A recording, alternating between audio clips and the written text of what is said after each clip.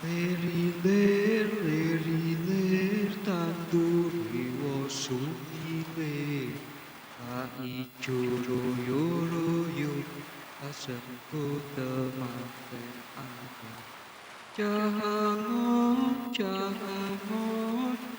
pene no bimbing kui lunyu pene no kanggo baso toto tiro toto tiro.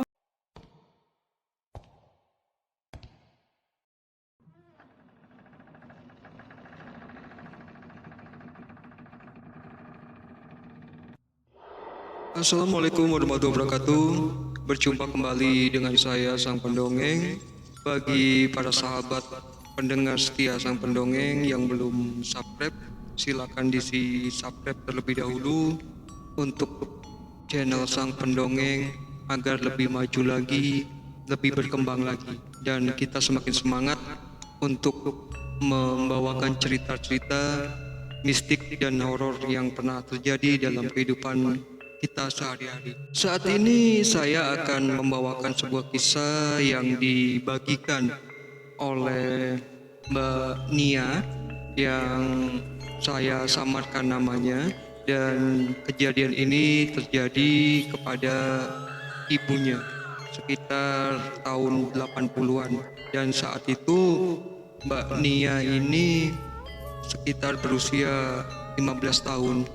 Awal kisah ini terjadi di saat keluarga Mbak Nia berpindah dari daerah Jawa Tengah berpindah ke Jawa Timur. Jadi karena ayahnya Mbak Nia ini bertugas berpindah ke Jawa Timur, maka keluarganya pun dibawa pindah ke Jawa Timur tersebut, dan mereka menempati sebuah rumah dinas di daerah Jawa Timur tersebut, dan rumah dinasnya itu masih bangunan Belanda zaman kuno dulu, tidak direnovasi sedikit pun. Jadi udara di rumah tersebut cukup sejuk, dingin, ditambah lagi dengan banyaknya pepohonan. Ada pohon mangga, ada pohon rambutan di depan rumahnya, dan di sekitarnya ada pohon-pohon buah-buah atau pohon bambu, yang banyak pohon bambu di belakang rumahnya. Saat itu 1 bulan pertama saat mereka menempati rumah dinas itu tidak terjadi keganjilan, dan semua berjalan dengan baik, tidak ada kendala, dan semua itu aman-aman saja. Namun kejadian ini mulai terjadi keanehan awal bulan kedua saat mereka tinggal di rumah tersebut. Jadi saat itu ayahnya Nia ini sedang bertugas malam di kantornya, dan saat itu otomatis yang di rumah hanya Mbak Nia dengan ibunya. Nah, saat itu hujan cukup deras dan lampu mengalami pemadaman. Jadi di rumah sebesar itu hanya diisi 2 orang, bukan lain, sebut saja namanya Bu Mirna, ibu dari Nia ini, sedangkan namanya Pak Muji. Nah, Pak Muji ini bekerja shift malam, dan malam itu Nia dan Bu Murni di rumah. Karena hujan yang cukup deras dan pemadaman di rumahnya, maka setelah sholat maghrib mereka memutuskan untuk beristirahat. Saat itu Nia ini masuk ke dalam kamarnya untuk tidur karena cuaca yang mendukung, jadi enak untuk tidur, untuk beristirahat. Sedangkan Bu Murni juga ada di kamarnya, mungkin juga akan istirahat. Akhirnya tertidurlah Nia, dan sekitar jam 1 malam Nia ini terbangun karena dia mendengar ada suara tangisan yang cukup untuk membangunkan dia. Kemudian dia pun terbangun dan berpikir, siapa yang menangis? apakah ibu yang menangis, karena sorenya Bu Murni sempat bercerita kepada Nia bahwa kakinya Bu Murni merasa sakit seperti ada jarum yang menusuk-nusuk, dan hal itu ditanggapi Nia mungkin itu rematik karena perbedaan cuaca dari Jawa Tengah ke Jawa Timur yang kesan sangat berbeda jauh. Di Jawa Tengah panas dan di Jawa Timur itu cukup dingin. Nah, saat itu Nia segera bangkit dari tidurnya dan mengikat rambutnya, lalu dia segera keluar dari kamarnya untuk menghampiri ibunya yang berada di kamar sebelahnya. Ya, saat itu Nia keluar dari kamar yang berniat akan menuju ke kamar ibunya. Tiba-tiba dia melihat sekelebat sosok yang dia pikir awalnya itu ibunya, karena posisi gelap dan hanya diterangi oleh lampu minyak tanah yang tergantung di sisi-sisi tembok rumah tersebut. Saat itu Nia segera bergegas menuju ke dapur karena melihat sosok itu masuk ke dalam dapur sambil dia memanggil-manggil ibunya. Bu, itu ibu? Bukan, kata Nia. Lalu setibanya Nia di dapur tidak mendapatkan ibunya di situ. Namun Nia mendengar suara tangisan yang semakin jelas dari arah kamar mandi, dan dia pun menuju ke kamar mandi karena dia berpikir, oh, ibunya ternyata masuk ke dalam kamar mandi dan menangis. Mungkin ibunya butuh pertolongan. Ya, saat itu Nia berdiri di balik kamar mandi sambil memanggil-manggil ibunya. Bu, ibu nggak apa-apa kan? Bu, Bu. Nah, berulang kali Nia ini memanggil-manggil ibunya. Namun Nia tidak mendapatkan jawaban sama sekali. Yang dia dengar hanya tangisan dari dalam kamar mandi. Akhirnya Nia berniat untuk membuka pintu kamar mandi itu. Dan saat Nia akan membuka pintu kamar mandi itu, tiba-tiba pundak kanannya Nia ada yang menepuk sambil berkata, "Lodo, nyapo bengi-bengi kok ning gini ngarep lawang kamar mandi? Emang arep pipis?" Kata ibunya Nia, Bu Murni ini berkata, "Loh nak, kamu ngapain di depannya kamar mandi? Memangnya kamu mau buang air kecil?" Saat itu sontak Nia terkejut. "Loh, ibu?" katanya Nia sambil membalikkan badannya dan melihat ke arah ibunya. Dan saat itu ibunya berkata, "Oh, kamu kenapa?" Saat itu Nia menjawab, "Loh, bukannya ibu ada di dalam kamar mandi?" Di saat itu ibunya Nia hanya tersenyum kecil dan mengajak Nia kembali ke kamarnya. Dan akhirnya malam itu Nia tidur di kamar ibunya bersama ibunya karena Nia merasa ketakutan. Akhirnya pagi pun datang. Setelah pagi datang, sekitar jam 6 pagi, saat Nia bersiap-siap akan pergi ke sekolah, dia harus sarapan terlebih dahulu. Saat itu ayahnya Nia ini datang, bukan lain Pak Muji. Kemudian Nia menyampaikan apa yang dialami. Namun lagi-lagi Pak Muji ekspresinya sama seperti Bu Murni. Dia hanya tersenyum simpul sambil berkata, "Makanya kalau mau tidur itu berdoa dulu biar tidak mimpi yang aneh-aneh." Sambil Pak Muji menepuk pundaknya Nia lalu bangkit berdiri dari tempat duduknya dan menuju teras rumah.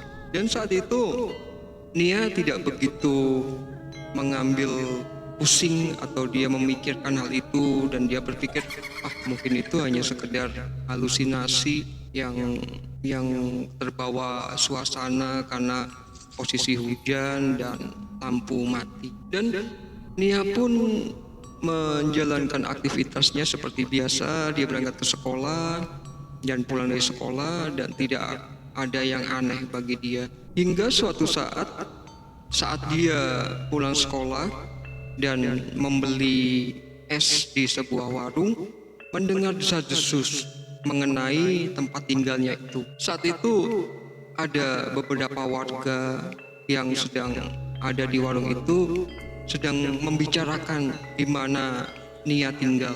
Mereka mengatakan, "Kok berani ya orang baru itu tinggal di rumah itu. Padahal itu kan rumah horor. Rumah itu banyak penghuninya.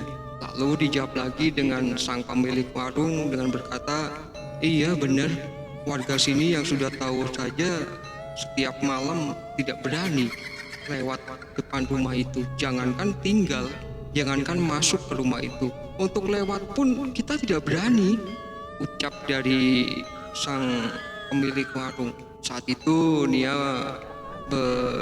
berkata, maaf Pak, rumah siapa ya? Dan mereka mengatakan, oh bukan, gak ada kok. Ya saat itulah Nia mulai berpikir, sebenarnya rumah yang dia tinggali ada apa? Sebelumnya siapa yang menempati? Dan ada peristiwa apa? Dan setelah membeli minuman dingin, kemudian Nia pun kembali pulang sampai rumah.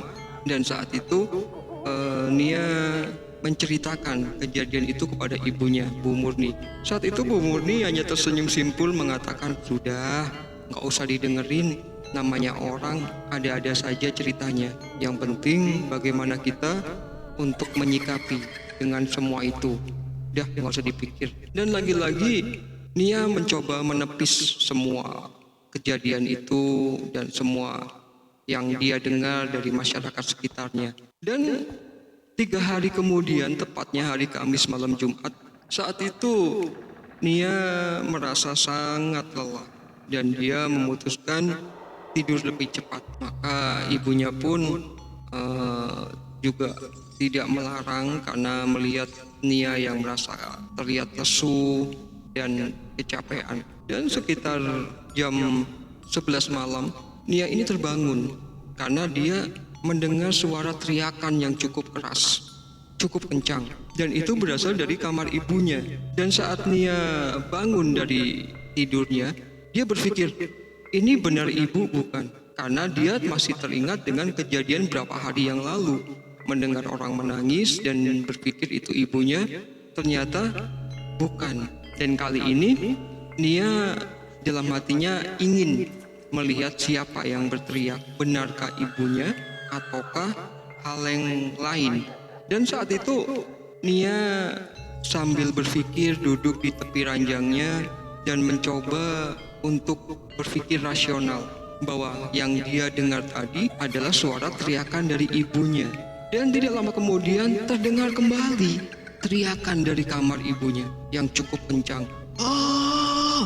Saat itu Nia mulai terbelalak matanya dan meyakini bahwa itu suara ibunya yang berteriak. Saat itu Nia segera bergegas keluar dari kamarnya dan menuju kamar ibunya untuk memastikan apa yang terjadi. Dan saat Nia membuka pintu kamar ibunya, Nia lumayan terkejut.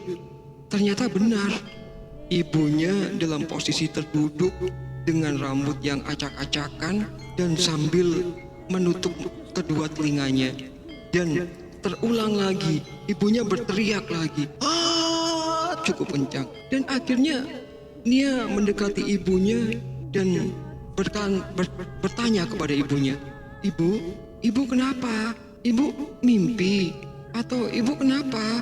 Saat itu juga Bu Murni tidak menjawab sepatah kata pun, dan yang bisa Ibu Murni lakukan menangis sambil memeluk Nia sangat erat. Dan saat itu Nia cukup bingung, sebenarnya apa yang terjadi dengan ibunya, mengapa ibunya seperti itu. Kemudian malam itu Nia pun menemani ibunya untuk istirahat, untuk tidur kembali. Dan akhirnya pagi pun tiba dan ayahnya pulang. Saat itu Bu Murni menceritakan kejadian yang dialami Bu Murni malam itu pada ayahnya, kepada Pak Muji, ayahnya Nia. Saat itu Bu Murni bercerita bahwa malam itu Bu Murni ditemui oleh 2 sosok perempuan, yang satu menggunakan baju merah dan satu menggunakan baju warna hitam. Saat itu wanita yang menggunakan baju warna hitam mengatakan, kamu harus pergi dari sini, kamu sudah menghalangi jalanku. Saat itu Bu Murni bertanya kepada mereka berdua, "Siapa kalian? Kenapa mengusir aku? Aku menghalangi apa?" tanya Bu Murni kepada sosok itu. Kata mereka berdua, wanita yang menggunakan baju dress warna hitam dan merah ini, bahwa Bu Murni menghalangi jalannya karena rumah yang mereka tempati itu sesungguhnya adalah jalan perlintasan mereka, di mana mereka lewat dari alam gaib menuju alam manusia atau alam dunia ini. Dan karena adanya Bu Murni dan Pak Muji serta Nia, maka perjalanan mereka terganggu. Jadi mereka meminta Bu Murni dan Pak Muji serta Nia pergi dari situ. Kalau memang tidak mau pergi, maka mereka harus menyerahkan anaknya, bukan lain Nia. Saat itu otomatis Bu Murni tidak akan pernah menyerahkan anaknya kepada bangsa gaib seperti itu, dan berakhirlah terjadi pertikaian antara Bu Murni dan makhluk gaib ini.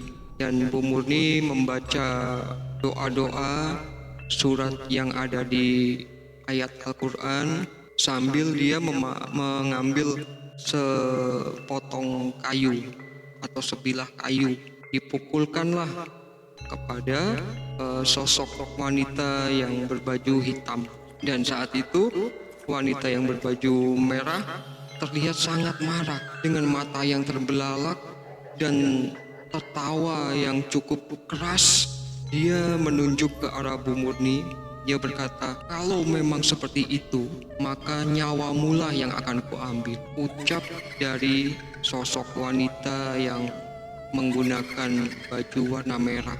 Dan saat itu dalam hati Bu Murni tidak akan terima, dan dia berteriak karena ingin melawan sosok tersebut. Dan saat Bu Murni menceritakan seperti itu kepada Pak Muji terdiam, seakan Pak Muji mengetahui apa yang sebenarnya terjadi. Namun saat itu Pak Muji tidak bisa berkata-kata atau menjelaskan kepada istrinya bahwa hal itu memang ada, dan sesungguhnya Pak Muji sudah mengetahui dari sebelum mereka tinggal di rumah tersebut. Dan hal itu pun berlalu hingga suatu ketika ada saudara dari Bu Muji yang datang, Bu Murni, saudara dari Bu Murni datang dari daerah Jawa Tengah. Tibanya mereka malam hari, dan mereka mengatakan bahwa sampai di depan rumahnya Bu Murni ini mereka dihadang dengan dua binatang yang cukup menyeramkan. Yang pertama, mereka dihadang oleh macan, hewan macan yang cukup besar yang mengaum dan matanya menyala. Sontak mereka terkejut dan mulai memundurkan mobilnya. Kemudian tidak lama kemudian mereka melihat lagi ada sosok seekor sapi yang cukup besar dan matanya juga menyala. Dan sapi dan juga macan ini berjalan menghampiri mobil pemiliknya, saudaranya Bu Murni ini.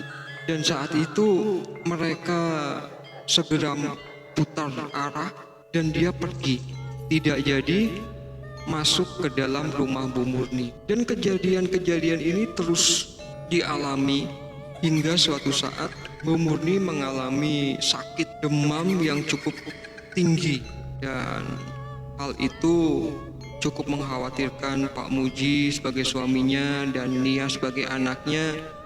Melihat kondisi ibunya yang lemas, demam, dan tidak bisa beraktivitas, dan hal itu cukup membuat mereka bersedih. Saat itu Pak Muji membawa Bu Murni ke rumah sakit terdekat untuk memeriksakan sebetulnya istrinya ini sakit apa. Dan setibanya di rumah sakit, dokter memeriksa dan dinyatakan Bu Muji terkena sakit tifus yang cukup parah sehingga dia harus rawat inap. Dan akhirnya Bu Murni pun rawat inap di situ dengan dijaga oleh Nia, dan Pak Muji menjaga saat Nia berangkat ke sekolah dan itu bergantian terus, dan itu cukup lama Bu Murni dirawat di rumah sakit tersebut karena tidak ada perubahan. Bila siang hari atau pagi hari Bu Murni ini dingin, demamnya reda, tetapi saat menginjak malam hari dia akan demam cukup tinggi sampai mengigau, dan mengigonya lagi-lagi Bu Murni berteriak, "Aku tidak akan pernah melepaskan anak dan suamiku untuk kalian. Kalau memang kalian ingin mengambil nyawaku, ambillah." Dan itu berulang kali dengan posisi Bu Murni duduk dan menunjuk ke arah pojok ruangan dan mata yang terbelalak. Dan hal itu mulai dirasa ini penyakitnya tidak wajar dan ini bukan penyakit tifus. Dan akhirnya Pak Muji meminta kepada dokter untuk membawa pulang Bu Murni untuk diobatin di rumah. Dan saat itu kondisi Bu Murni cukup memprihatinkan karena Bu Murni jangankan untuk jalan, untuk duduk saja dia akan pingsan dan dia tidak kuat untuk duduk, dan dia hanya bisa berebah di tempat tidur. Hal ini terus terjadi dan teror yang dialami di rumah itu juga semakin banyak. Yang awalnya hanya suara tangisan, tertawa di area kamar mandi dan dapur, tapi saat ini lebih banyak lagi, seperti kejadian di saat Nia menemani ibunya di kamarnya, dan di kamar Bu Murni ini pintunya ada jarak sedikit di bawah. Jadi kalau sedang berebah atau tidur di tempat tidur bisa terlihat orang yang sedang di luar berlarian atau berjalan akan terlihat. Maka malam itu Nia cukup ketakutan karena setelah memberi obat kepada ibunya dan ibunya tertidur, maka Nia pun tidur di samping ibunya sambil menjaga ibunya. Namun saat itu posisi Nia membelakangi ibunya dan wajahnya menghadap ke arah pintu. Dan saat itu Nia bisa melihat jelas bahwa banyak orang yang lalu lalang di depan pintu kamar ibunya, dan sesekali Nia mendengar suara anak kecil yang sedang bercanda berlarian sambil tertawa.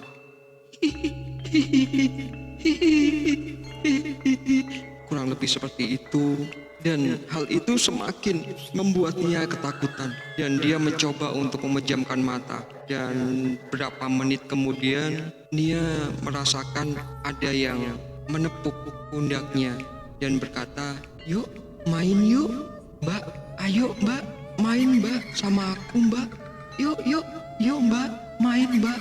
Ucap sosok yang seperti anak kecil, dan dia botak. Dia hanya menggunakan celana dalam dan telanjang dada.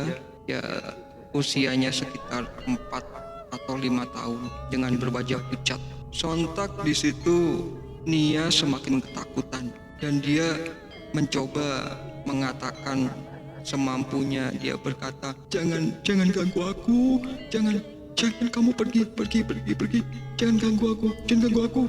Saat itu sebenarnya Nia benar-benar ketakutan dan Ibu Murni mencoba membangunkan Nia dan berpikir Nia sedang bermimpi. Dan saat itu Nia pun membalikkan tubuhnya ke arah Bu Murni sambil memeluk ibunya. Dan tidak lama kemudian hal itu terulang lagi, tapi yang melakukan bukan lagi anak kecil yang menyapa Nia malam itu. Dan Nia merasa rambut Nia dibelai oleh seseorang yang sangat lembut belaiannya, sambil dia berkata, "Kamu ikut aku aja ya, biar aku ada temennya. Aku gak punya temen ya, yuk ikut aku aja."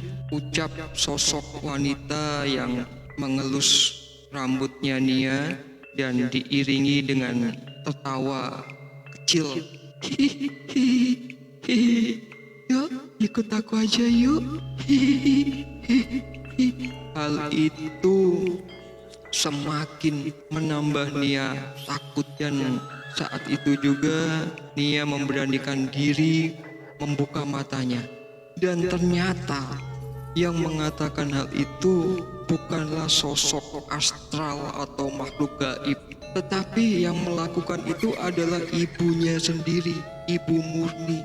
Saat itu yang dilihat Nia, Ibu Murni duduk sambil mengusap kepala Nia dengan pandangan misterius dan senyum yang bukan biasa dilakukan oleh Bu Murni. Bahkan suaranya pun berbeda.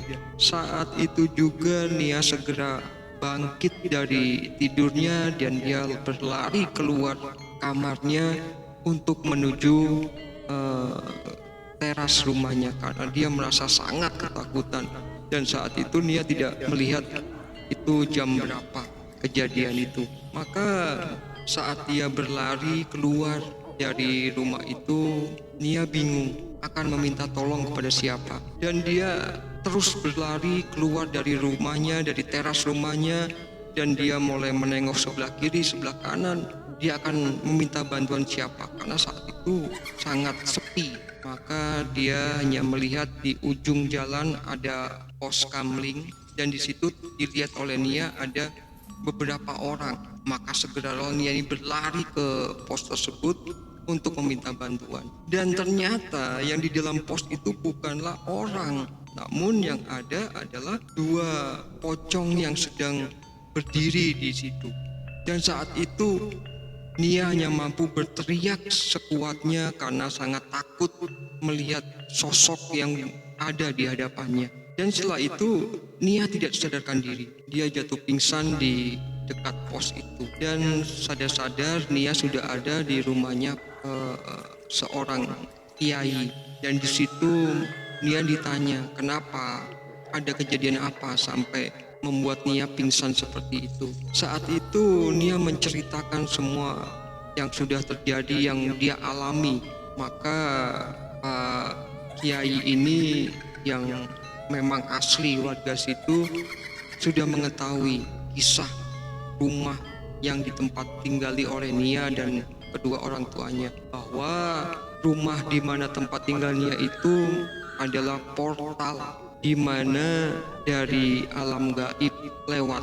Jadi tidak aneh dan tidak mustahil bahwa Nia dan ibunya mengalami hal-hal ganjil selama tinggal di rumah tersebut. Maka singkat kata, Pak Kiai ini dengan beberapa ustadz mendatangi rumahnya Nia dan berbicara kepada Pak Muji dan Bu Murni dengan apa yang terjadi di keluarga mereka, hingga membuat Bu Murni sakit separah itu dan tidak ada yang bisa mengobati. Akhirnya singkat kata, di situ Pak Kiai dan beberapa ustadz ini mencoba mengobati Bu Murni dan berbicara dengan makhluk astral itu untuk tidak tinggal di situ lagi dan tanpa ada tumbal atau sesaji atau apapun, karena bagaimanapun juga manusia derajatnya lebih tinggi dari bangsa mereka. Jadi mereka pun